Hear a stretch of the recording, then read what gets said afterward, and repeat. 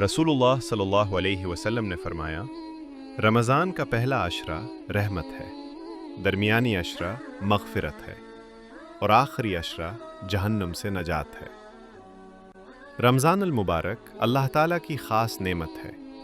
इसका पहला अशरा रहमत है, जिसमें अल्लाह अपने बंदों पर बेशुमार रहमतें नाजिल फरमाता है। इस अशरे में हमें ज़्यादा से ज़्यादा नेक आमाल करने चाहिए ताकि अल्लाह की रहमत हमारे शामिल हाल हो। रमज़ान का दरमियानी अशरा मग़फ़िरत है। ये गुनाहों से माफ़ी का वक्त है। अल्लाह ताला इस अशरे में सच्ची तौबा करने वालों को बख्श देता है, इसलिए हमें दिल से तौबा करनी चाहिए। और रमज़ान का आखिरी अशरा जहन्नम से नजात है। ये आज़ादी का अशरा है। इसमें दुआ, इबादत और अल्लाह से नजात मांगने का ख़ास मौका है। अल्लाह ताला हमें रमज़ान के तीनों अशरों की बरकतें नसीब फरमाए। आमीन या रब्बुल आलमीन।